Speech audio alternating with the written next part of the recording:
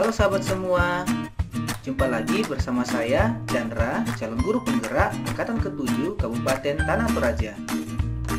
Pada video ini, saya akan mempresentasikan diseminasi budaya positif untuk aksi nyata modul 1.4. Berikut ini rancangan tindakan aksi nyata yang akan saya lakukan.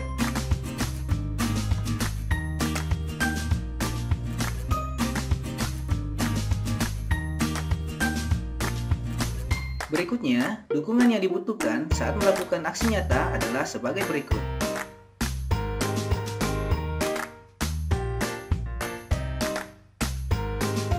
Langkah awal yang saya lakukan adalah berkoordinasi dengan kepala sekolah.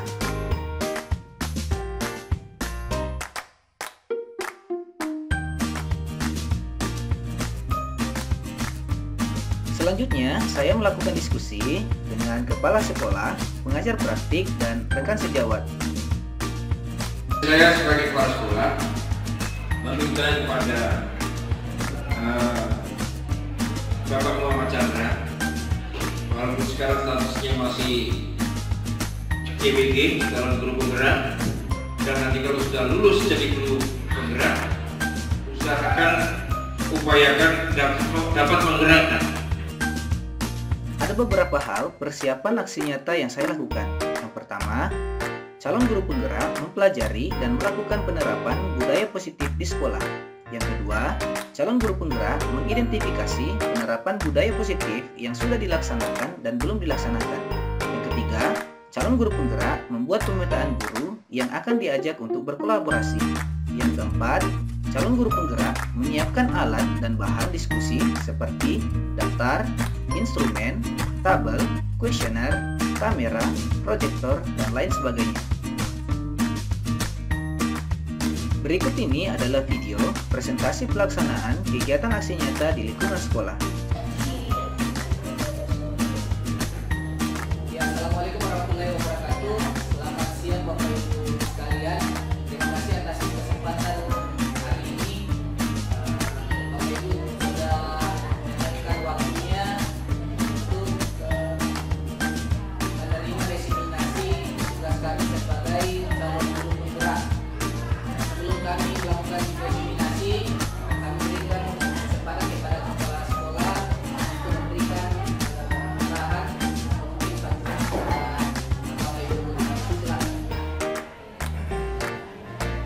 Ya, baik, terima kasih atas kesempatan yang diberikan kepada saya selaku tanggung jawab selaku kepala sekolah di SMK Pilihan Sekolah ini. Jadi pertama-tama saya ucapkan selamat pagi pada kita semua. Assalamualaikum warahmatullahi wabarakatuh. Alhamdulillah Tuhan, kita sampai saat ini masih dalam keadaan sehat walafiat. Karena semua berkat pertolongan dari Tuhan Yang Maha Kuasa kepada kita semua, sehingga pada pagi hari ini kita dapat melaksanakan salah satu tugas pokok kita, yaitu mengajar sesuai dengan jadwal yang sudah ditentukan.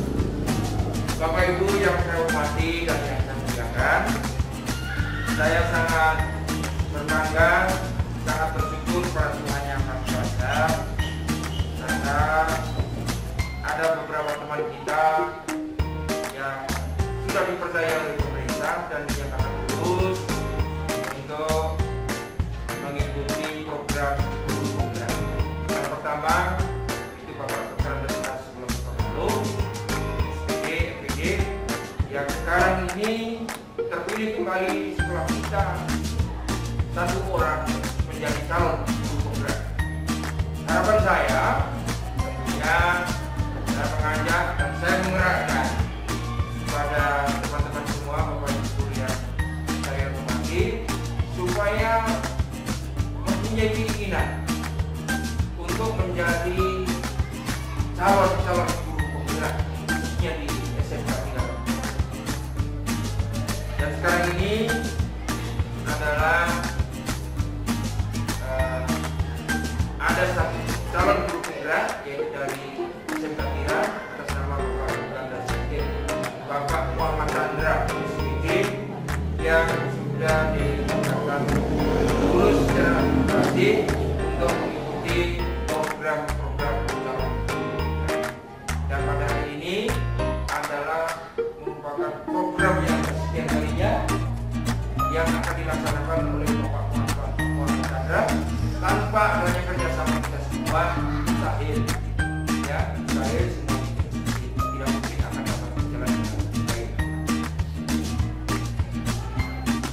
Oleh sebab itu, saya selaku penanggung jawab berpesan lebih khusus kepada Bapak Muhammad Chandra SPD dan kepada kita semua Bapak Ibu guru agar selalu ingat kepada 6 tugas pokok, 6 kewajiban yang harus dikerjakan, yang harus dilaksanakan oleh Bapak Ibu guru, termasuk Bapak Muhammad Chandra sebagai calon guru. 6 program budaya positif tersebut, yang pertama adalah disiplin positif. Ya, tentunya kita semua sudah tahu apa yang dimaksud dengan disiplin positif, yaitu melaksanakan tugas pokok kita tanpa adanya paksaan dari siapapun, dari manapun. Yang kedua yaitu restitusi atau upaya-upaya perbaikan pada saat kita melaksanakan tugas dan aktivitas. Mungkin ada hal-hal yang perlu diperbarui setelah mendapatkan informasi dari Bapak Muhammad Chandra selaku calon guru, dan saya yakin pasti ada yang diperbaiki. Bagaimana teknik kita mengajar, bagaimana teknik kita mengelola kelas, dan lain-lain sebagainya. Kemudian yang ketiga adalah kebutuhan dasar. Ya, kebutuhan dasar. Kebutuhan dasar manusia, ya, sesuai dengan peraturan pemerintah, sesuai dengan peraturan Kemendagri. Saya kira sudah jelas sekali setiap warga negara berhak mendapatkan pelajaran. Kemudian yang selanjutnya harus kita mengharapkan kepada Bapak Muhammad Chandra dan kita semua guru supaya senantiasa memotivasi diri kita sendiri dan memotivasi anak-anak kita untuk berbudaya positif, untuk berbuat lebih baik. Ya. Kemudian yang selanjutnya adalah apa ini? Keyakinan kelas. Dalam kurikulum Merdeka kita sudah diberikan rambu-rambu, diberikan semacam kebebasan untuk merumuskan kesepakatan antara guru dengan siswa. Itu salah satu upaya, ya, salah satu upaya keyakinan. Jadi ada 6 budaya positif yang harus kita laksanakan dengan baik di sekolah. Itulah sambutan kami, ya, pada kegiatan diseminasi budaya positif ini. Jadi, ya, sekali lagi jangan patah semangat Bapak Muhammad Chandra, kita semua untuk menjadi calon-calon guru penggerak, ya, calon-calon guru penggerak masa depan. Barangkali itulah sambutan saya. Atau mungkin ada yang bertanya? Oh ya, tidak ada. Terima kasih. Demikianlah sambutan saya, dan saya akhiri dengan ucapan Assalamualaikum warahmatullahi wabarakatuh.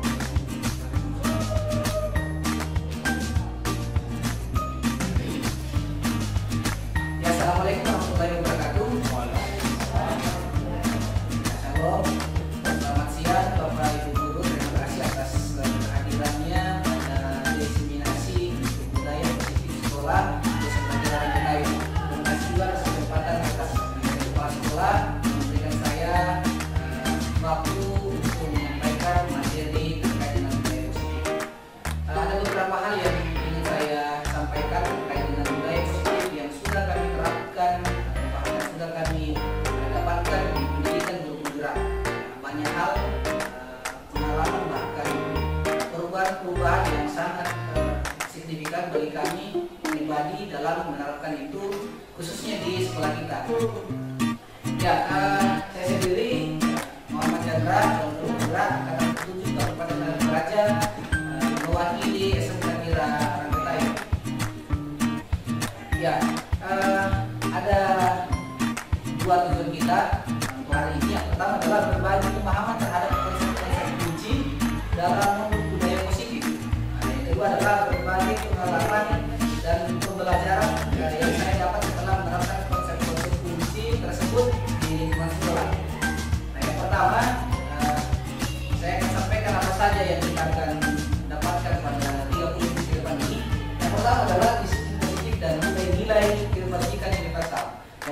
adalah teori motivasi, dukungan, dan penghargaan.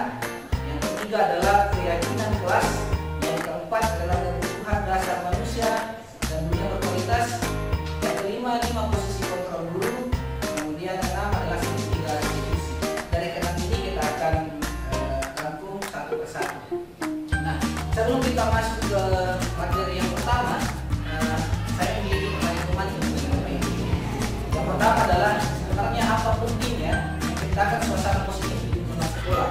Nah, itu perlu kita jawab dulu. Itu menjadi inti bagi kita dalam menerima materi yang akan saya paparkan. Yang kedua adalah apakah hubungan antara menciptakan suasana yang positif dengan proses pembelajaran yang berpihak pada guru. Jadi apa hubungan di antara kedua ini? Suasana yang positif di sekolah dengan proses pembelajaran yang berpihak pada guru.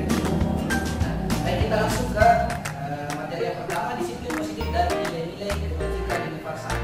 Nah, pertama kita harus memahami dulu sebenarnya apa makna dari disiplin. Disiplin itu berasal dari bahasa Latin, yaitu disiplina. Artinya adalah belajar.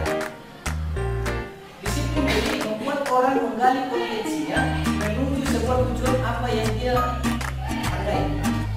Jadi bukan apa yang kita tuntut, tapi menurut dari bahasa Latin itu sendiri, yaitu artinya belajar. Nah, namun dalam budaya kita makna kata disiplin telah berubah menjadi sesuatu yang dilakukan seseorang pada orang lain untuk mendapatkan kepatuhan. Nah, ini sengaja saya berikan warna merah supaya menjadi stres bagi kita. Ini yang bergeser dari makna dari disiplin itu sendiri. Dengan kata lain, seseorang yang memiliki jiwa disiplin diri berarti mereka bisa bertanggung jawab terhadap apa yang dilakukannya karena mereka mendasarkan tindakan mereka pada nilai-nilai kebajikan universal. Ya, perubahan paradigma dari kontrol atau dari pilihan. Ada di sini ilusi kontrol. Ilusi guru bahwa mengontrol murid itu adalah sebuah ilusi. Kemudian yang kedua adalah ilusi bahwa kritik membuat orang merasa bersalah dapat menguatkan karakter. Ini sering kali kita berikan kepada siswa. Ketika kita stressing siswa, melatih dia, dibuat sebuah ilusi dia bersalah, supaya itu katanya untuk kita adalah dapat menguatkan karakternya. Justru ini yang kita nanti akan luruskan kembali supaya tidak ada perasaan-perasaan negatif yang diterima oleh siswa. Yang ketiga adalah ilusi bahwa semua penguatan positif, efektif, dan bermanfaat. Jadi kita memberi apresiasi yang sangat berlebihan kepada siswa bukan tambah menguatkan karakternya, tapi bisa saja itu juga mengeluarkan karakternya. Nah, ilusi yang terakhir adalah orang dewasa memiliki hak untuk memaksa. Cenderung kita biasa memaksakan apa yang kita inginkan, itu yang anak kita akan lakukan. Satu contoh saja dalam kelas. Misal ada satu orang yang kemampuannya dalam mengelola pikirannya untuk mendapatkan suatu pelajaran, kita memaksanya pada hari itu langsung paham.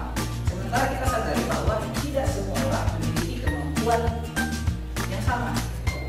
Ada yang satu kali dia langsung paham, ada yang 2 kali baru dia paham, ada yang 3 kali baru dia paham, ada yang bahkan berkali-kali dia tidak paham.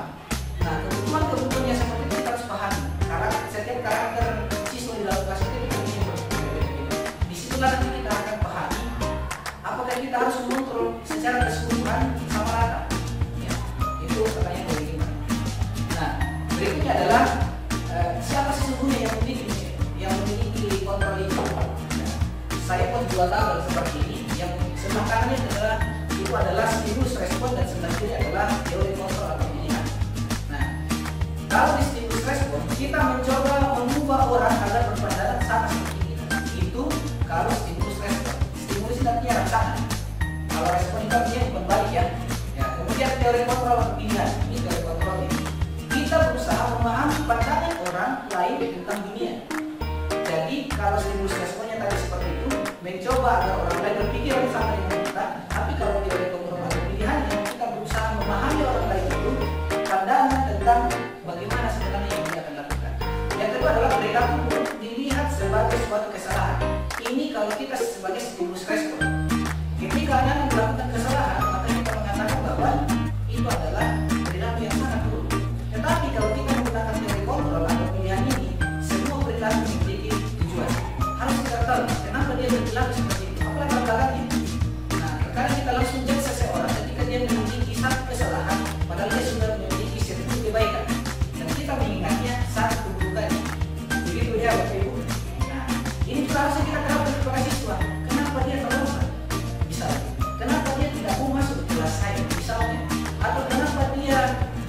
terlalu dalam hal ini capek atau cari perhatian dalam kelasnya, pasti memiliki latar belakang masing-masing. Tapi kadang kita memang ini anak ini merokok dalam bahasa Korea, atau dia memang tidak mau mendengar. Ya, hal ini yang kita harus ubah. Setiap orang bisa saja memiliki masalah yang sama, tapi latar belakang yang berbeda. Itu kita perlu pahami. Yang adalah kalau kita menggunakan terkontrol, hanya Anda yang bisa mengontrol diri Anda. Ya orang itu sendiri. Tinggal kita memberikan penguatan. Ada apa nak? Kenapa kamu sering terlambat akhir-akhir ini? Misalnya, mungkin dia punya masalah. Iya Pak, orang tua saya mungkin kenapa di rumah. Ya, mungkin sakit orang tuanya.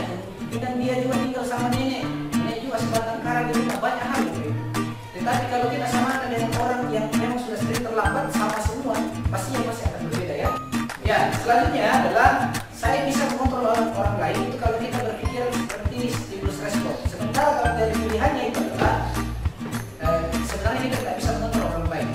Yang memiliki hak, yang memiliki itu adalah individu kita sendiri. Ya. Nah, selanjutnya adalah pemaksaan ada pada saat rujukan itu benar. Jadi ketika kita gagal mungkin paksa orang saja. Itu kalau stimulus respon. Tapi kalau terkontrol, ini kita lakukan kolaborasi dan konsensus kita akan punya kedengaran.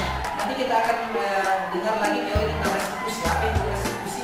Ketika kita sudah mencoba untuk melakukan hal-hal yang sifatnya mungkin pemaksaan, lalu tidak berhasil, kita coba menjadi seorang restitutor atau yang melakukan restitusi.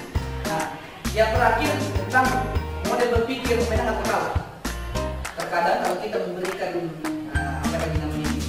panggilan kepada siswa yang bermasalah, kita merasa senang ketika kita yang menang dan siswa yang merasa kalah. Nah, menang dan kalah ini yang kita ubah. Ya, bagaimana caranya? Ya tentu kita ubah ini model berpikir tentang menang. Dia menang terhadap dirinya atas kesalahannya, kita menang, kita bisa memacu orang lain untuk berubah. Seperti itu. Jadi jangan sampai kita berpikir, nah, saya yang menang, kamu yang salah. Kalau saya yang menang, kamu yang salah. Yang kita lanjutkan. Nah, nilai-nilai kewajiban universal kita sudah ketahui di kurikulum merdeka itu kita kenal dengan istilah profil pelajar Pancasila. Ada berapa profil pelajar Pancasila? Kita sudah ketahui. Yang pertama, beriman, ya, bertakwa kepada Tuhan Yang Maha Esa dan berakhlak mulia. Yang kedua, tentang mandiri. Ya, yang ketiga tentang bernalar kritis. Dan yang keempat adalah bernegara global. Yang kelima gotong royong dan yang keenam kreatif. Sebagai seorang pendidik, tujuan kita adalah menciptakan anak-anak yang memiliki disiplin diri sehingga mereka bisa berperilaku seperti mengacu pada nilai-nilai kebajikan universal dan memiliki motivasi intrinsik bukan ekstrinsik. Apa sih itu intrinsik dengan ekstrinsik? Nanti kita akan bahas. Ya, tujuan dari disiplin positif adalah menanamkan motivasi intrinsik atau internal pada murid-murid kita, yaitu untuk menjadi orang yang mereka inginkan dan menghargai diri sendiri dengan nilai-nilai yang mereka percaya. Ya, sebelum saya masuk ke sini, saya akan memperlihatkan satu video yang telah akan diterapkan.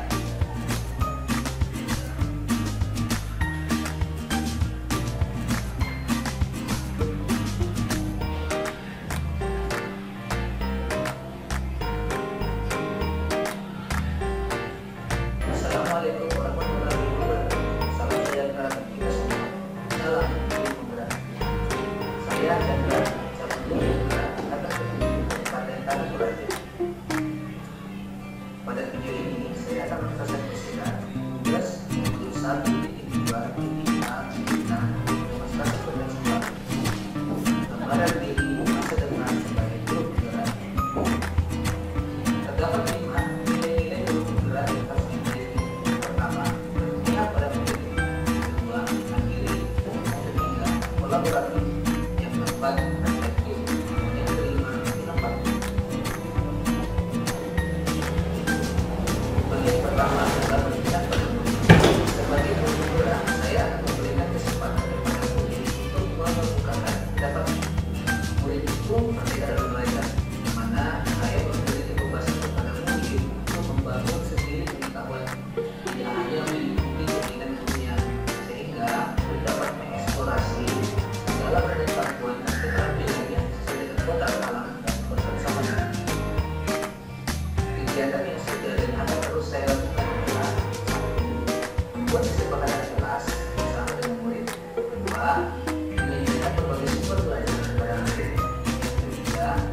suasana kelas yang menyenangkan dan tempat memberi kemerdekaan belajar pada murid. Bagian kedua adalah mengiring.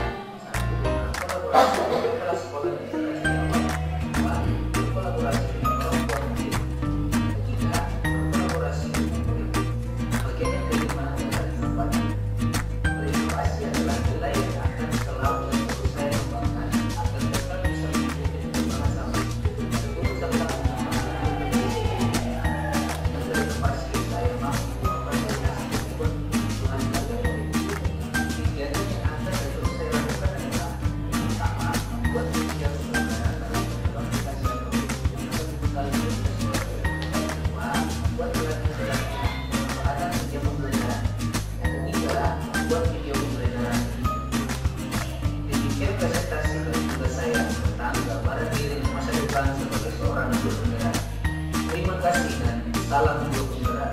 Bergerak, bergerak, menggerak.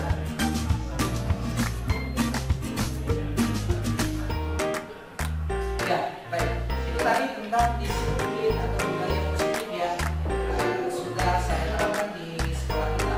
Sekarang tinggal bagaimana kita itu juga bergabung dengan diri dalam menanamkan budaya positif tersebut. Berikutnya adalah teori motivasi lingkungan dan penghargaan. Nah, sebelum saya memberikan satu materi khusus tentang itu, kita mau membedakan dulu apa sih sebenarnya motivasi itu dan apa saja jenis-jenisnya.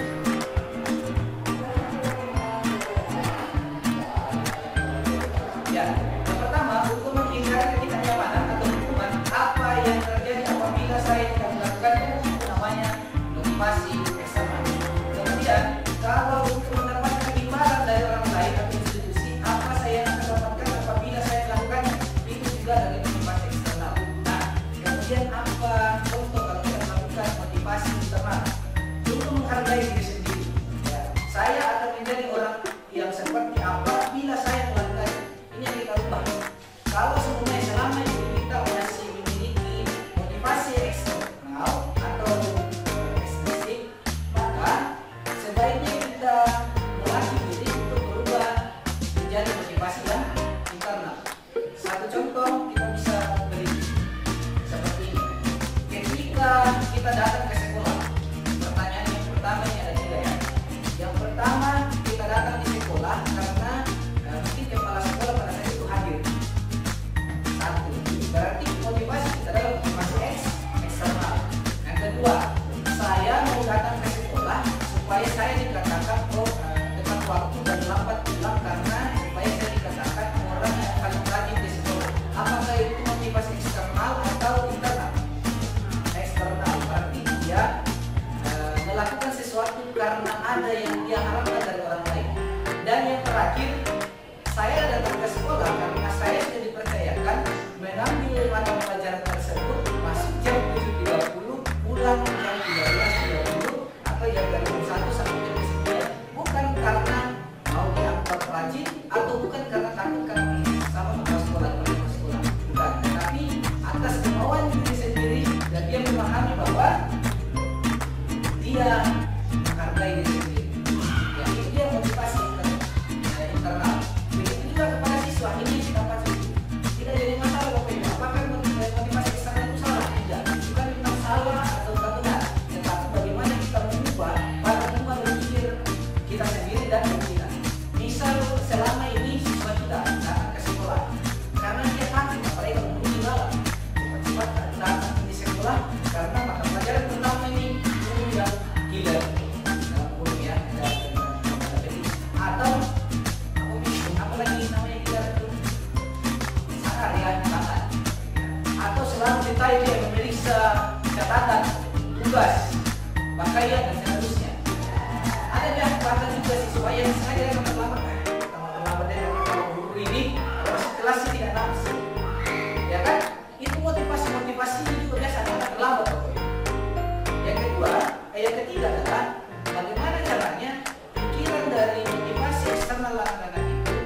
berubah menjadi motivasi internal. Kayak bukan datang ke sekolah ini karena saya merasa terpanggil memang karena belajar. Orang tua saya sudah berharap di rumah saya menjadi penerusnya. Bagaimana saya supaya datang ke sekolah dengan waktu belajar dengan sungguh-sungguh. Ada lagi yang seperti itu. Begitu juga dengan siswa kita yang bolos, Bapak Ibu. Kalau kita lihat dari motivasi ini, pasti juga ada dua faktor. Faktor yang pertama, mungkin mereka memiliki motivasi eksternal. Saya juga datang ke sana bolos nih, karena teman saya di sana mengajak saya. Mereka mungkin lebih nyaman di sana dibanding di sekolah. Itu kita ubah suasana kelas itu. Berikutnya hukuman, dihukum oleh penghargaan. Nah ini ya, termasuk saya sendiri Bapak Ibu pernah melakukan hal ini. Penghargaan menurunkan kualitas, ini perlu kita pahami. Coba, kurikulum merdeka itu kenapa perlindungan itu dihilangkan? Karena ketika ada yang dikatakan ranking 1 sampai ranking 3, mereka akan lebih banyak membanggakan diri sendiri dibanding dengan membantu teman. Nah ini yang kita hilangkan. Kemudian kita harus paham bahwa penghargaan mematikan kreativitas. Terkadang siapapun itu kalau dapat terus peringkat, masangnya di mata pelajaran, karena itu dia betul. Nah ini dia. Jadi sebenarnya penghargaan itu cara kita untuk menghukumnya. Ya jadi penghargaan yang terlalu berlebihan itu juga tidak. Penghargaan mengurangi motivasi intrinsik. Satu contoh, ketika kita kasih lagi, kamu punya tugas ya, yang kerjakan tugas itu minggu depan saya kasih dia tugas. Itu masih motivasi internal atau eksternal? Eksternal. Salah tidak ini masalah. Kalau seperti itu kita sudah lakukan, sekarang kita ajak lagi siswa. Kenapa kalian mau mengerjakan tugas ini? Apa tujuannya kalian? Seperti itu ya. Kemudian penghargaan merusak hubungan. Yang satu contoh saja, di dalam kelas terkadang ada yang namanya bestie, ya atau best friend. Tapi karena salah seorang dia mendapat peringkat, peringkingan, akhirnya relasi antara keduanya ini terpisah. Seringkali terjadi. Ya, selama ini tiba-tiba dia dapat nilai tinggi pada saya. Masa saya kerjakan dia dapat nilai tinggi? Dia dikasih apresiasi dari guru yang besar. Ranking 3 saya jadi selama ini kasih dia nilai. Nah itu dia. Itu yang bahaya. Makanya perbandingan di kurikulum merdeka itu untuk buka motivasi. Nah sekarang bentuk-bentuk program kebajikan atau apresiasi. Dalam memberikan apresiasi, pengakuan perlu diingat beberapa hal. Kalau saya buat poinnya ada 5. 1. Beri pengakuan khusus. Kalau semuanya ada yang memiliki masalah dengan kelas, apalagi dengan aibnya. Sakit itu merupakan aib bagi orang itu. Satu contoh kita di sini punya beberapa siswa yang memiliki sakit khusus. Ketika kita langsung tegur dia kalau kasihan sakitnya atau sakitnya kasihan bahaya. Paling tidak kita dekatkan dia. Kalau kamu sakit, apa pulang sakit? Hal itu memacu dirinya untuk tidak terlalu malu pada temannya. Ini khusus, secara khusus. Yang kedua, pengakuan secara pribadi. Kalaupun dia tidak mau mengungkapkan pada saat itu, panggil dia ke kantor atau ke ruangan kita. Ajak dia untuk bercerita. Bisa saja dia punya masalah. Kita tidak tahu ya Bapak Ibu, mungkin dari rumah dari malam dia punya masalah yang berat, sampai di sekolah juga punya masalah lagi. Terus sama siapa dia akan curhat? Yang itu kepada kita itu orang tua yang tidak punya kesempatan tinggal kita sendiri. Yang ketiga adalah beri pengakuan kepada semua murid secara bergantian. Kalau orang-orang itu sering berbahaya juga, apresiasi yang sangat bergantian. Makanya kalau ada anak ambil saja misal ya, kalau kita yang jatuh, dia mengucapkan terima kasih luar biasa, dia merasa perhatikan. Selanjutnya, kalau kita mungkin memberikan tugas kepada siswa-siswa yang lain, kita tolong si A ambilkan dulu buku kita di perpustakaan dan bagian, jangan orang itu terus. Karena bisa saja orang itu menganggap dia yang spesial. Akhirnya muncullah istilah emas. Nah ini yang kita hilangkan. Begitu juga kita di guru di sekolah ini. Ya. Yang terakhir adalah fokus pada proses. Nah, fokus pada proses ya. Ketika kita mau menilai seseorang, jangan lihat hasilnya. Saya selalu katakan kepada siswa saya dalam kelas bahwa tujuan kita datang ke sekolah jangan mencari nilai yang akan diisi dalam rapor, tapi cari ilmunya. Saya kasih contoh. 1 tambah 1 sama dengan berapa? Katakan 2. Tapi saya tanyakan lagi,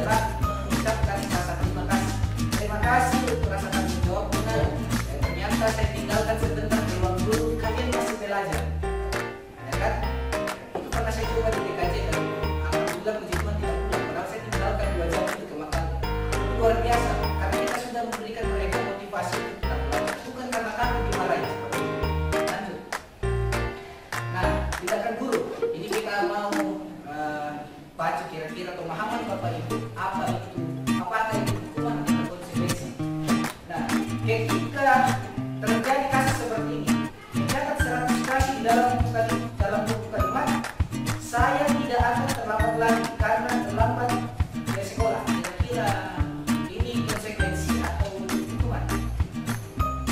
Ayo Bapak Ibu, tebak saja tidak apa-apa.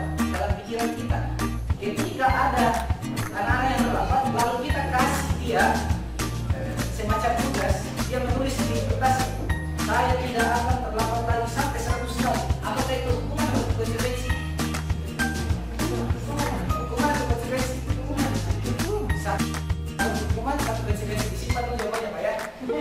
Ya, Bapak Ibu. Kemudian yang kedua, lari mengelilingi lapangan basket 2 kali atau lapangan 2 kali karena terlambat hadir di sekolah. Ini hukuman atau konsekuensi? Hukuman atau konsekuensi? Ini lapangan basket 2 kali karena terlambat hadir di sekolah. Oke, itu adalah hukuman untuk Bapak Ibu. Lanjut, murid diminta untuk push up. Push up. Kalau kami di bidang pramuka biasa sering terjadi 15 kali karena tidak menggunakan masker saat datang ke sekolah. Itu hukuman atau konsekuensi? Lagi, ya ada konsekuensi ada hukuman. Disimpan Bapak Ibu. Tahu saya aturan menjawab. Nanti kita bahas. Berikutnya membersihkan tumpahan air di meja. Ya, itu sering terjadi pada saat anak-anak itu mengambilkan air minum ke atas, kemudian juga sengaja disenggol oleh temannya. Ada yang seperti ini. Membersihkan tumpahan air di meja tulis karena tersenggol saat belajar. Konsekuensi atau hukuman? Konsekuensi. Murid disuruh untuk tidak mengenakan sepatu seharian karena tidak mengenakan sepatu hitam. Karena ada aturan sekolah seperti itu. Konsekuensi apa aturan? Konsekuensi atau hukuman? Hukuman atau konsekuensi? Ya, silakan simpan dulu. Dan yang terakhir ini, hari mengelilingi lapangan basket 2 kali karena terlambat 10 menit untuk mata pelajaran teksokan. Untuk mata pelajaran teksokan. Hukuman atau konsekuensi? Ya, hukuman. Ada yang bilang konsekuensi juga? Ada konsekuensi. Oke, sekarang kita lihat. Yang pertama itu adalah hukuman, yang kedua adalah hukuman, 3 itu hukuman, keempat itu konsekuensi, 5 konsekuensi, yang keenam itu hukuman, dan yang paling terakhir itu konsekuensi. Nah, terus apa sebenarnya terakhir konsekuensi ya? Hukuman itu tidak ada istilah hukuman positif dan hukuman negatif. Namanya hukuman itu negatif. Orang dihukum penjara karena dia berbuat negatif, maka hukumannya sifatnya negatif. Tapi ketika nggak dihukum supaya positif, ya seperti itu. Orang di penjara itu bukan supaya positif, tetapi efek jerah. Itu ya Bapak Ibu. Nah, sekarang apa itu hukuman? Hukuman adalah kita yang memberikan tugas yang berbeda dengan apa yang dia lakukan. Sebabnya berbeda, ya, akibatnya berbeda, gitu kan? Apa hubungannya antara terlambat dengan menulis saya tidak akan terlambat lagi? Apa hubungannya? Tidak ada kan? Sebab akibat tidak ada. Tetapi kalau dia disuruh datang untuk menghadap GBK, lalu dia disuruh untuk membuat perjanjian, itu adalah konsekuensi. Betul? Atau kita punya aturan, ketika ada siswa kita yang sudah 3 kali terlambat, dia wajib lapor misalnya, atau 3 kali tidak hadir ke sekolah, maka dia akan membuat wajib lapor. Itu hukuman atau konsekuensi? Konsekuensi, karena ada sebab akibat. Selanjutnya lagi, lari mengelilingi lapangan, kita fokus sama nomor 2 dengan nomor 7 yang paling bawah. Di atasnya itu dikategorikan sebagai hukuman. Dia terlambat tapi lari ke lapangan 2 kali karena terlambat di sekolah. Padahal yang di bawah ini dia juga lari 2 kali di lapangan karena terlambat 10 menit oleh hukuman pelajaran di meja ulang. Apa sih hukuman? Kenapa terjadi di atas? Kalau di atas mata pelajaran misal sistem administrasi jaringan, administrasi sistem jaringan saya suruh lari 12 kali, 2 kali di lapangan, tidak ada hubungannya dengan mata pelajaran saya. Tetapi kalau olahraga, tentu sebelum melakukan aktivitas harus ada pemanasan. Mau tidak mau, kalau dia langsung tiba-tiba berenang, bisa saja dia kena apa istilahnya, kaki yang diaprak, bisa saja. Nah, otomatis dia harus punya konsekuensi. Nih, kita fokus juga dengan konsekuensi yang ada di atas. Menggantikan kertas tugas teman yang dalam coret. Kalau seumpamanya temannya itu isen, dan isinya coret-coret temannya, biasanya kalau kita di SMK ini contoh atau uang sabe, dicoret-coret gitu kan. Oh temannya ini marah, akhirnya dirotek. Nah kemudian dia kita panggil, nah ini bukunya ini kamu sudah coret-coret dan dia merasa dia terima apa yang kamu lakukan. Dia Pak, itu kesalahan yang saya lakukan, saya akan terima konsekuensinya, saya siap untuk mengganti saat itu. Karena konsekuensi membersihkan tumpahan air di atas meja, karena dia dikasih hanya sekon lalu kemudian dia lap sebab berakibat hubungan itu, ya ini namanya konsekuensi. Sebisa mungkin ketika kita melakukan proses belajar mengajar bukan hanya sekedar menyampaikan materi, ini yang distresi. Yang kita lakukan ini adalah pendidikan. Kita didik juga karakternya, anak. Jangan cuma nilai yang kita harapkan dari mereka. Yang itu yang perlu kita pahami. Selanjutnya, untuk hukuman dan konsekuensi kita akan bahas secara detail lagi. Nah, sekarang restitusi. Tadi ada istilah hukuman dengan konsekuensi. Selanjutnya, apa kira-kira yang kita lakukan lagi selain dari dua hal yang tadi, yaitu restitusi. Nah, restitusi adalah proses menciptakan kondisi bagi murid untuk memperbaiki kesalahan mereka. Bisa dibuat di sini sehingga mereka bisa kembali pada kelompok mereka dengan karakter yang lebih kuat, bukan tanpa merasa bersalah. Itu upaya kita lakukan restitusi. Ketika ada anak-anak yang telah kita panggil, bagaimana caranya supaya dia bisa tidak terlambat lagi kepada teman-teman yang lainnya yang selama ini mungkin sudah rajin. Nah, permasalahannya terkadang ketika yang terlambat kita umumkan di depan kelas. Itu ya, terlambat lagi ini kemarin sudah berjanji sama saya. Bisa kita tidak tahu apa alasannya terlambat. Kenapa nih? Kemarin kamu sudah berjanji seperti ini. Kenapa hari kamu terlambat lagi? Berikan dia kebebasan untuk menceritakan masalahnya. Entah itu benar atau bohong, itu nanti kita melakukan yang lain. Lanjut. Restitusi juga merupakan proses pelan-pelan.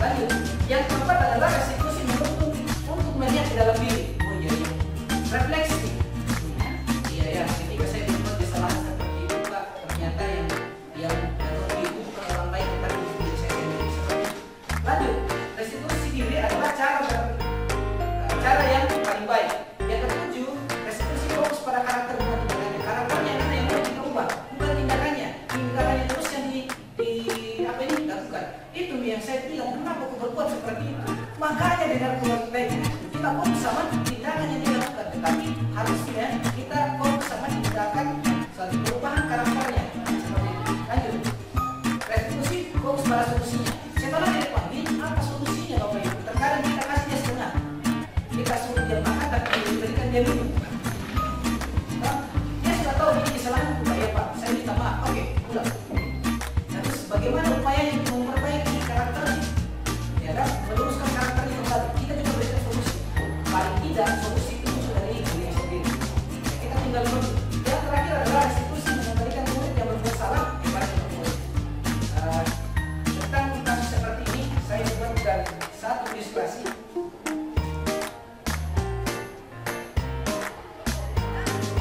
Ya, satu ilustrasi tentang pemberian motivasi umat.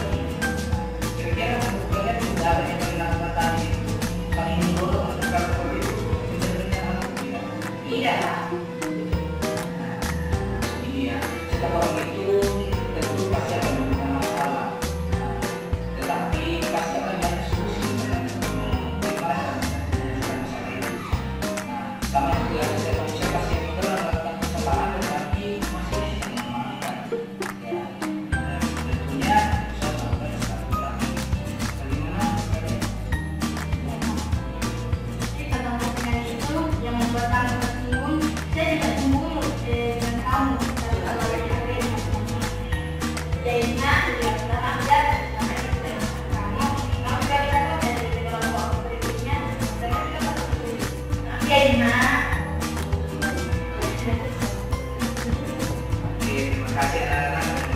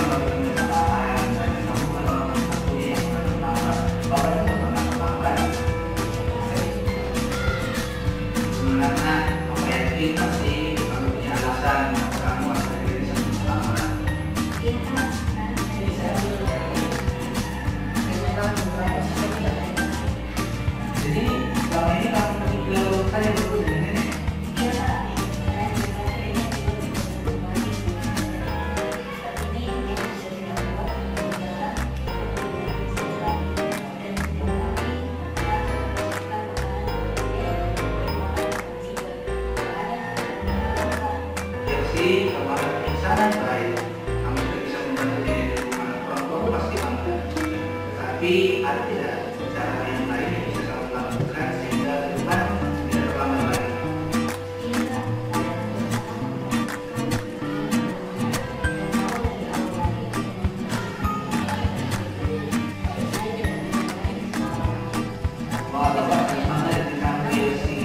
Oh iya, kira-kira tentang keyakinan kelas apa yang kita sepakati hari ini? Baik, apa bangga sama kami disebutkan ke depan, kira-kira kamu mau jadi seperti apa?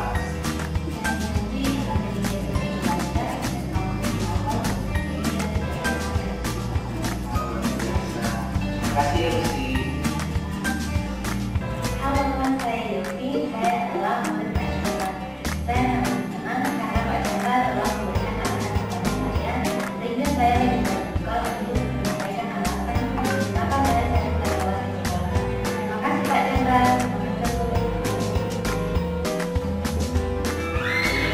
Oke, terima kasih Pak.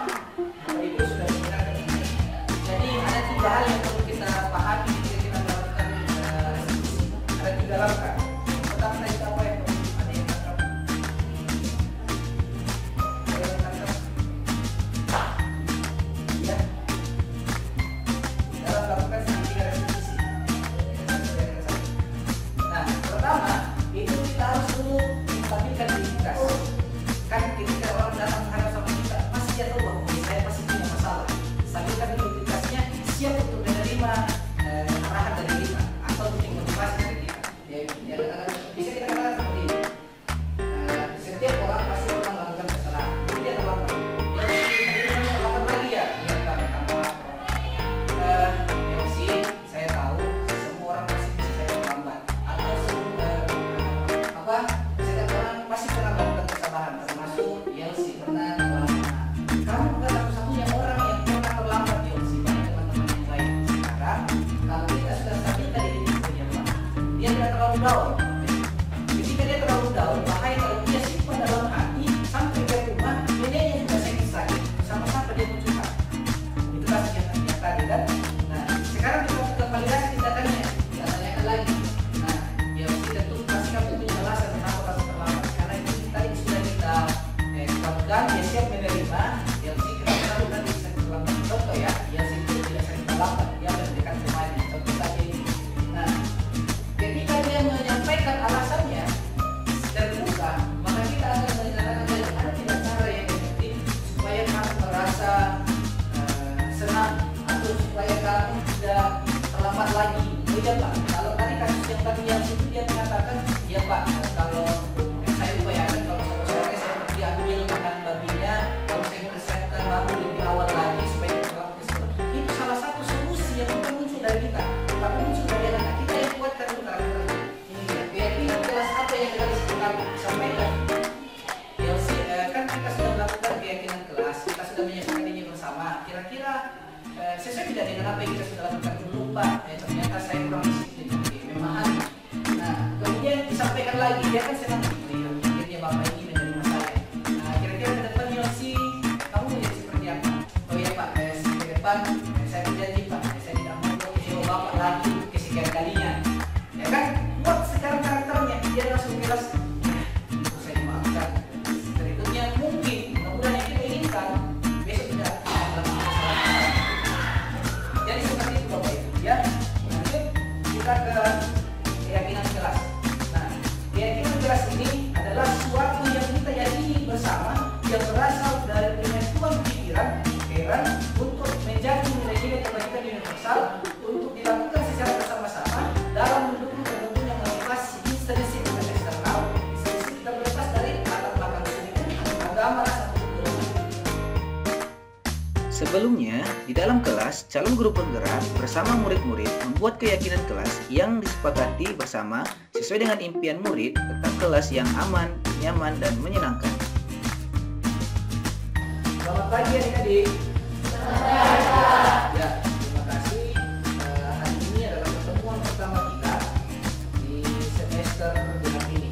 Nah, sebelum kita memulai pelajaran kita untuk satu semester ke depan, tentunya seperti yang kita sudah lakukan di semester sebelumnya, yaitu membuat keyakinan kelas. Nah, tetapi sebelum itu saya mau tanya dulu, katanya hari ini. Gimana kabar hari ini? Baik.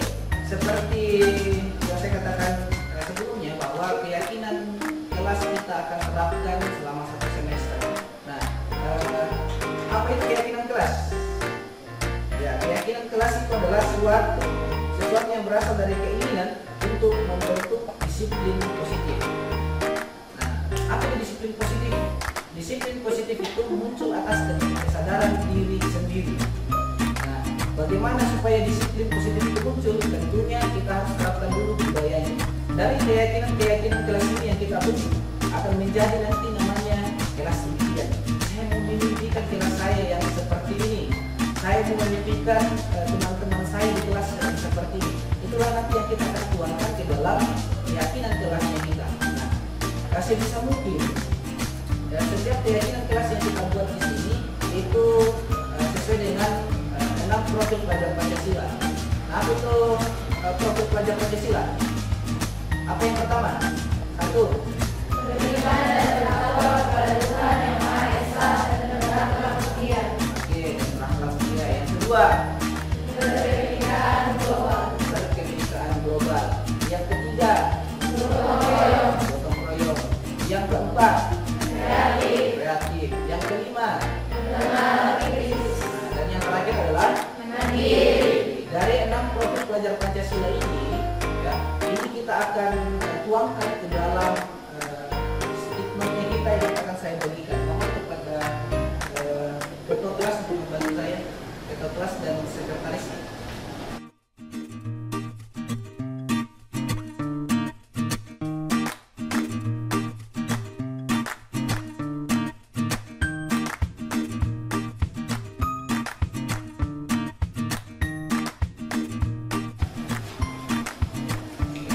Oke, sudah dibagikan semua?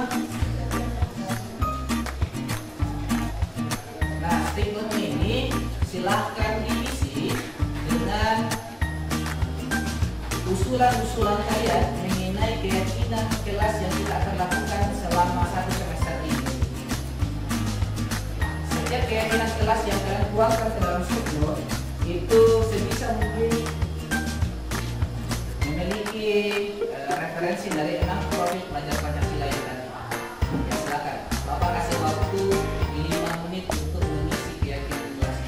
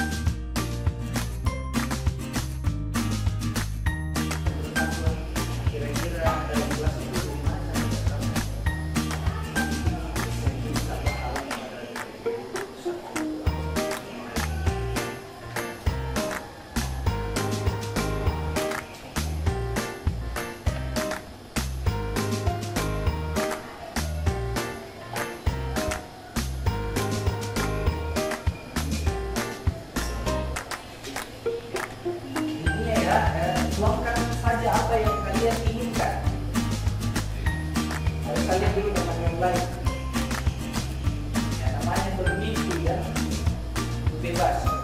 Tapi referensi kita tadi adalah tentang topik belajar Pancasila.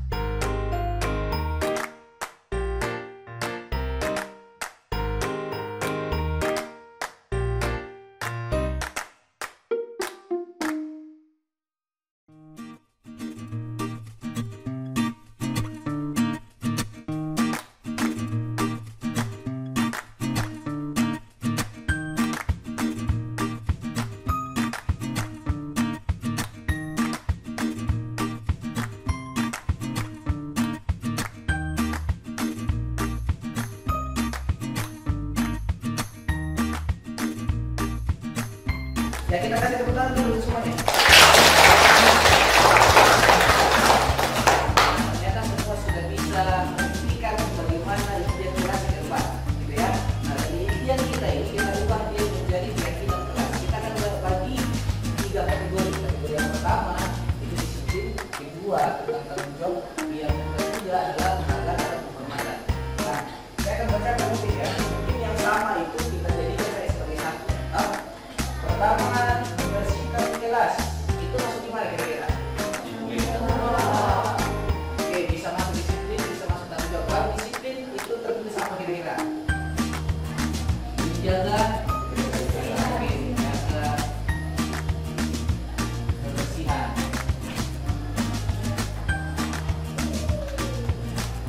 Lagi, berikutnya saat memulai pembelajaran diawali dengan doa. Artinya berdoa sebelum belajar ya. Nah, ini kita masuk mana? Berdoa sebelum belajar. Masuk di mana? Di mana? Kita masuk di tanggung jawab. Ya. Berdoa sebelum dan sesudah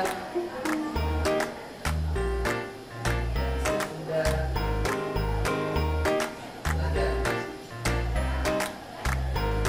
Nah, berikutnya menerima pembelajaran tambahan untuk bekerja kelompok. Berarti ini mau memiliki kelas ini bukan kelas ya, pelajaran tambahan supaya lebih memahami lagi pelajaran. Kira-kira kalau kita jadikan sebagai satu kalimat itu apa? Jadikan satu kalimat itu apa? Ya, kerja, ya bersama atau kerja kelompok. Nah itu kita gimana? Ya di situ ya. Kerja bersama atau kerja kelompok.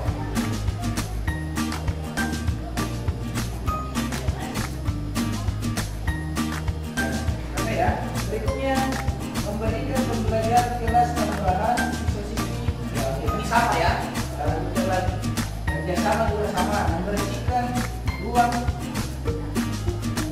ruangan sesuai dengan jadwal yang sudah ada. Oke, berarti ini tentang tanggung jawab. Tadi sudah ada menjaga kebersihan.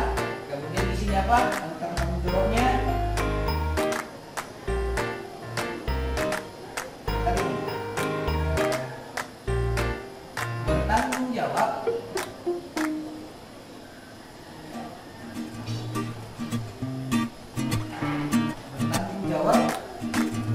dalam kebersihan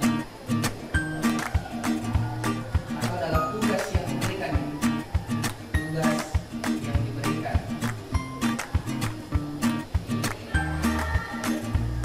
Oke, lanjut. Saling berbagi. Ini saling berbagi kita masuk di mana ini? Penghargaan ya. Oke, penghargaan.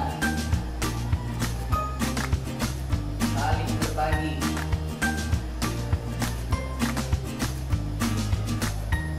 Nah, kemudian menjaga keakraban. Menjaga keakraban itu bisa masuk di mana? Disiplin ya. Menjaga keakraban. Akrab. Ini ya. Tata tertib kelas saat belajar sudah tadi. Oke.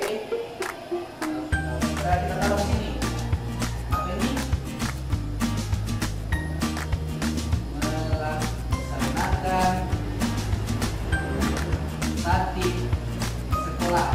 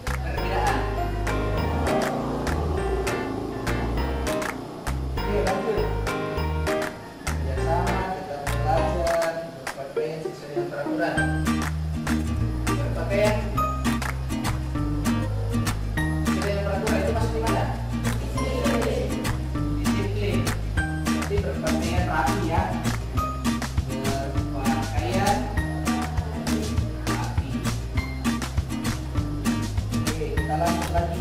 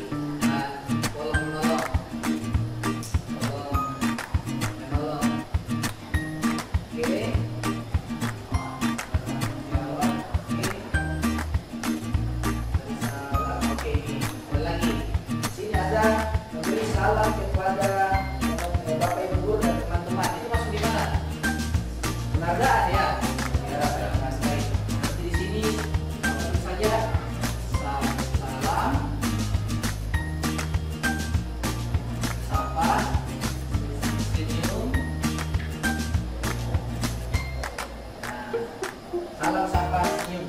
Ya, kamu tambahkan lagi. Sopan sopan dan santun. Oke. Ya, jadi dari seluruh keyakinan keras yang sudah kita butuhkan, ternyata kita bisa membuat rangkuman seperti di atas. Ya, tentang kedisiplinan kita dalam kelas, yang pertama itu adalah kebersihan. Yang kedua adalah kerjasama atau kerja secara berkelompok. Kemudian yang ketiga menjaga keakraban, lebih akrab lagi, kan? Tidak untuk memilih satu teman dibedakan dengan teman yang lainnya. Kemudian dilaksanakan tata tertib sekolah. Kalau semuanya kita hadir di sekolah, aturannya adalah yang 7.30, sebaiknya kita mendisiplinkan diri sendiri sebelum itu terjadi. Kita terlambat, maka kita harus hadir terlebih dahulu. Nah, berikutnya berpakaian rapi. Kalau berpakaian rapi berarti kalau semuanya di hari Senin kita sudah ditetapkan untuk menggunakan baju biru, ya aturan kita di SMK Raden ini, maka kita hendaknya menggunakan itu, ya. Kita jelas kita sudah tahu tentang kedisiplinan. Berikutnya tentang tanggung jawab. Ada berdoa sebelum dan sesudah belajar. Ada tanggung jawab kita mungkin dari kalau hari ini Novi. Berikutnya adalah siapa? Adi Saskia. Berikutnya siapa lagi? Tanpa disuruh. Artinya kita sudah punya kesadaran, oh sekarang sudah bagian saya, seperti itu ya. Bertanggung jawab dalam tugasnya yang diberikan. Nah, yang terakhir adalah bagaimana kita menghargai seseorang atau menghormati seseorang. Kita punya ada 4 di sini, ya. Ada 4 keyakinan jelas yang kita harus pakai bersama. Pertama adalah saling berbagi dan menolong. Kalau ada teman kita yang mungkin mendapatkan kesulitan, bantu. Jangan biarkan dia biarkan dia merenung dengan sendirinya. Mungkin dia punya masalah, ayo jadikan kalian menjadi sebagai teman perhatian baik, kan? Seperti itu, mungkin itu yang kalian maksud juga. Kemudian tolong menolong. Kalau ada temannya yang mungkin sakit, mungkin dia butuh pertolongan, bantu dia. Jangan biarkan dia sampai sampai mungkin lebih parah lagi.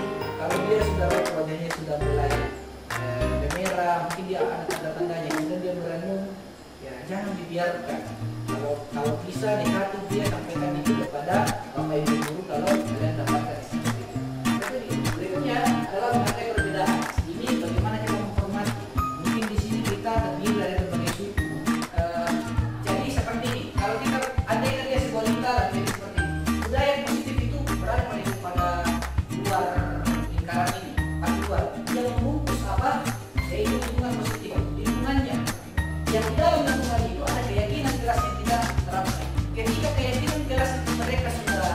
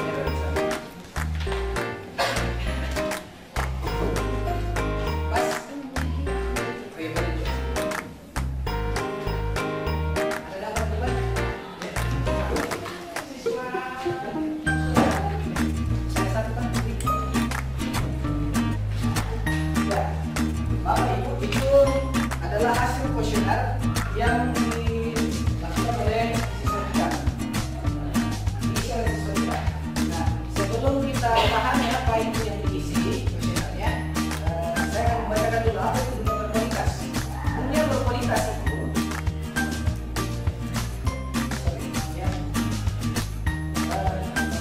kebutuhan dasar manusia.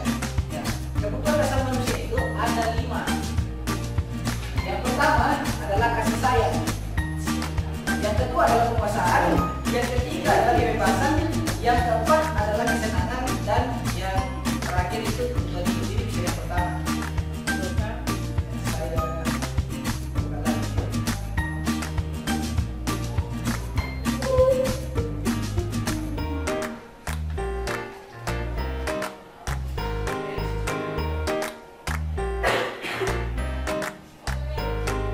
ya, yang pertama tentang bertahan hidup. Ini adalah salah satu kebutuhan yang paling kita butuhkan. Survival, bertahan hidup kan, makan, minum, kesehatan, rumah, tempat tinggal, dan seterusnya. Itu adalah kebutuhan yang paling kita inginkan. Yang berikutnya adalah kasih sayang. Ya,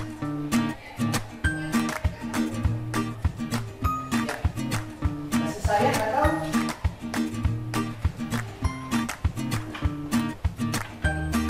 kasih sayang atau dan rasa diterima.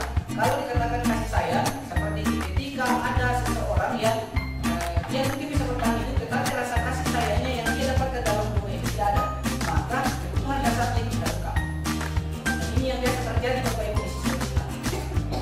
Maaf, banyak di antara siswa kita ini yang memiliki masalah karena latar belakang keluarga. Oke.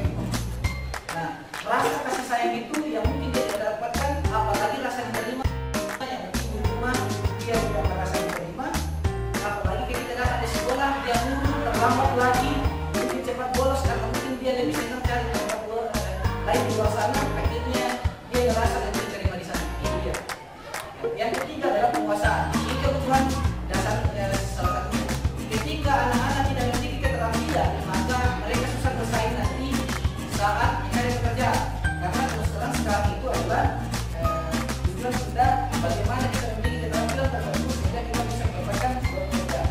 Yang ketiga, keempat adalah kebebasan. Kebebasan ini tentang pilihan Bapak Ibu, bukan tentang kebebasan saya mau begini dan begitu. Kebebasan ini tentang pilihan. Setiap orang itu pasti memiliki pilihan. Ada yang mengatakan bahwa baik dan buruk itu takdir. Bukan ya?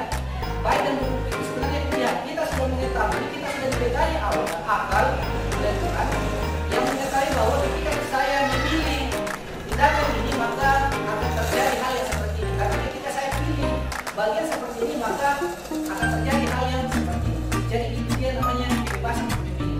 Anak-anak sebenarnya itu memiliki kebebasan memilih.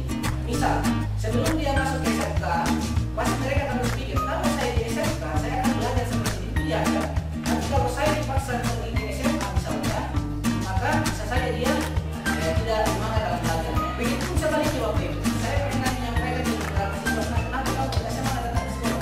Pak, setelah jurusan yang saya ambil di sini bukan keinginan saya. Berarti orang tuanya kalau mengontrol keinginan orang tuanya tanpa memberitahu ke depan siswa ini mau kerja apa seperti itu. Dan yang terakhir adalah kesenangan. Kalau semuanya sudah dilakukan Bapak Ibu, kesenangan ini sangat penting. Ada beberapa orang yang mungkin dia bisa dari sebuah pekerjaan bukan karena 5 kebutuhan yang beberapa kebutuhan yang tadi, tapi karena ketidaknyamanan. Gitu ya. Dia sudah dapat rumah dari pekerjaannya. Dia sudah dapat keterampilan di pekerjaannya. Dia memiliki kebebasan di sana. Ketika saya dipercayakan ini, saya tidak melakukannya, saya bisa tidak dipercaya. Ketika saya melakukan ini, saya mungkin tidak dipercaya lagi. Tapi yang terakhir mungkin dia tidak dapat kesenangan. Ketika dalam satu pekerjaan kita tidak dapat kesenangan, maka kebutuhan dasar kita itu sudah tidak lengkap. Makanya banyak orang, kok dia bisa ya, padahal dia lumayan dia dapat di pekerjaan itu. Nah di sini dia masuk kesenangan. Nah kalau di situ bagaimana? Begitu juga Bapak Ibu. Ketika dia mungkin sudah punya semua fasilitas yang tadi, kebutuhan yang tadi, tetapi ketika sampai dalam kelas tidak senang belajar, mungkin akan dipilih begitu. Biasa seperti itu. Oke. Sekarang kita lihat kuesioner Bapak Ibu. Nomor 1 sampai 20 itu kira-kira tentang apa? Pernyataan tentang apa? Nomor 1 sampai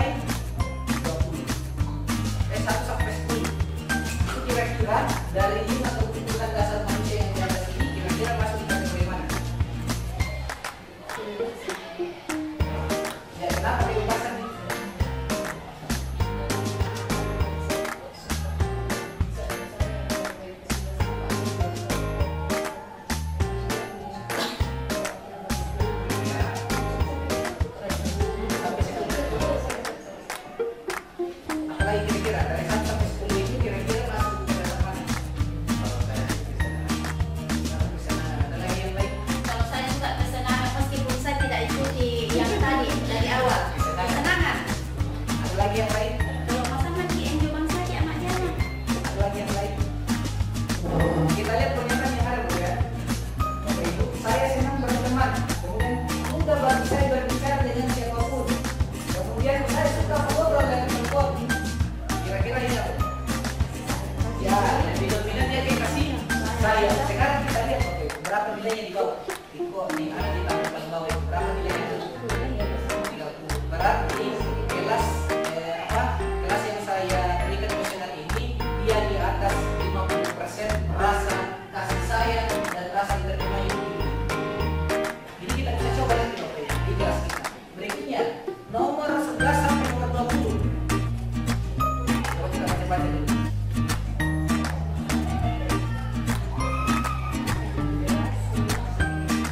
Coba pernyataannya apa? Saya tidak suka membuat kesalahan. Saya suka melihat orang lain sebelum mencoba hal baru. Saya tidak suka perubahan. Saya ingin ruang kerja atau saya ingin terlihat sangat baik. Kira-kira apa? Ya, kebebasan. Ya, kebebasan. Oh, bebas. Selanjutnya kita lihat berapa skornya Bapak Ibu. Ada 8, 39. Di atas 50% ya. Berarti anak-anak tersebut ingin merasa lebih bebas dalam melakukan pilihan. Kemudian berikutnya nomor 21 sampai 30.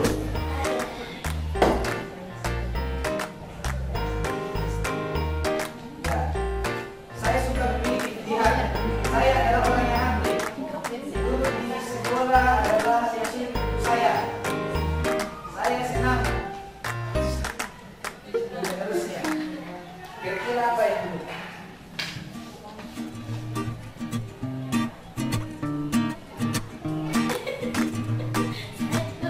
Saya adalah orang yang aktif. Pengusaha. Ya, terima kasih. Berikutnya nomor berapa lagi? 31 sampai 30. Ya, lagi kesenangan. Sekarang berapa nilainya? Ada yang dapat 20 ya. Tapi dia sangat senang di kelas tersebut. Nah, Bapak Ibu ini kita bisa terapkan nanti di awal pembelajaran kita terkait tentang dari 5 kebutuhan dasar kita itu, itulah yang kita akan tuangkan dalam kuesioner. Mudah-mudahan tadi kita sudah pahami. Ya, kuesioner ini kalian akan isi. Kalau untuk 1 poin, maka dikatakan tidak benar pernyataan yang ada di sini. Kalau untuk 3 poin dikatakan yang ini, maka kadang-kadang saya melakukan hal yang seperti ini. Berarti kalian ingkari nomor 3. Kemudian nomor 5. Ya, sangat benar. Kalau pernyataan ini sesuai dengan yang kalian rasakan atau yang kalian alami, ingkari poin 5. Dipahami? Ya, tidak perlu tulis nama dan tidak perlu dia temannya, tetapi dia diri sendiri. Bisa? Oke. Ketua kelas tentu saya untuk membagi.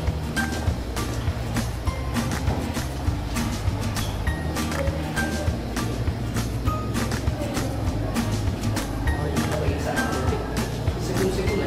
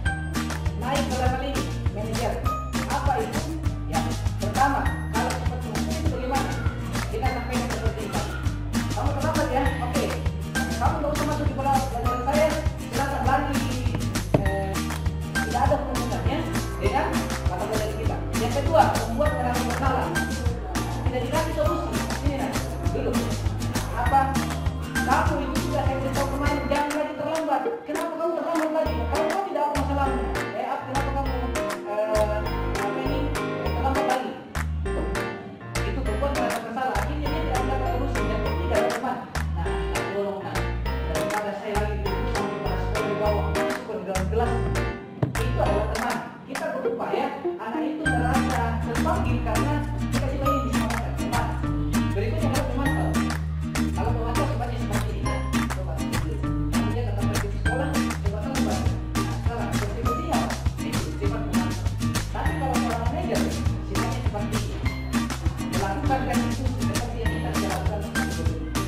Dipahami itu lima yang tadi. Yang pertama penghubung, kita hindari lagi yang seperti itu. Yang kedua adalah membuat merasa bersalah. Ini juga yang berbahaya. Sudah banyak kasus-kasus yang kita tidak inginkan yang terjadi. Yang ketiga adalah teman. Kalaupun kita tidak bisa menjadi seorang pemantau dan manajer, sebisa mungkin kita sebagai teman. Nah, kalau supaya kita sama-sama jadi kita pulang sekolah, jadi juga kamu belajar itu teman. Kalau pemantau tidak dipanggil, nah kamu kok tidak konsekuensinya kalau kita tidak berpakaian lagi. Coba lihat aturan yang ada di sekolah, itu dia pemantau. Tapi kalau restitusi, itu tadi 3 hal yang kita harus lakukan. Bandingkan identitasnya, apa tindakan yang akan dilakukan, kemudian keyakinan apa yang akan dilakukan ke depannya. Itu dia. Saya kira itu saja sedikit yang kita bahas. Bapak Ibu kira-kira ada yang mau disampaikan terkait dengan hasil yang saya paparkan? Paling tidak ada statement akhir dari Bapak Ibu, apa yang Bapak Ibu rasakan ketika saya memberikan kepada kegiatan hasil dari kami di pendidikan bergerak. Baik, terima kasih Pak. Kami Bapak jelaskan tadi itu sudah masuk dalam sisi kebijakan dan ada beberapa yang memang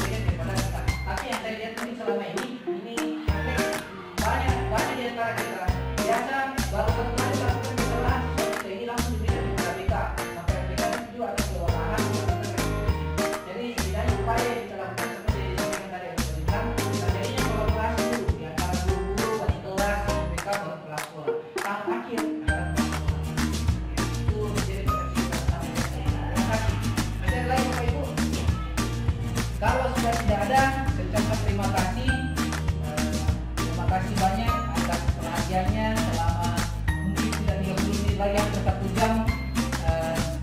Terima kasih atas meluangkan waktunya, terima kasih atas dukungan-dukungannya.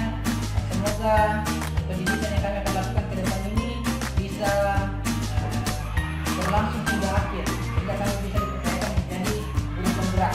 Sekira itu saja dari saya. Sekian, terima kasih. Assalamualaikum warahmatullahi wabarakatuh. Shalom dan selamat siang. Berikutnya, saya melakukan refleksi di mana pelaksanaan diseminasi aksi nyata budaya positif diikuti sebanyak 15 guru di kantor SMK Tiara Rantetayo pada tanggal 6 Februari 2023. Perasaan saya saat melaksanakan aksi nyata ini adalah sangat bersemangat dalam menerapkan konsep budaya positif di lingkungan sekolah. Berikut ini tindak lanjut kegiatan yang saya lakukan. Yang pertama, tetap melakukan konsep budaya positif di sekolah. 2. Mengajak rekan sejawat untuk melakukan hal yang sama. 3. Tetap berkoordinasi dengan semua pihak di lingkungan sekolah. 4. Selalu terbuka untuk memperbaiki kesalahan yang dilakukan. 5. Terus meningkatkan pemahaman dan pengetahuan tentang budaya positif di sekolah. Demikian video aksi nyata saya. Terima kasih dan salam guru penggerak. Tergerak, bergerak, menggerakkan.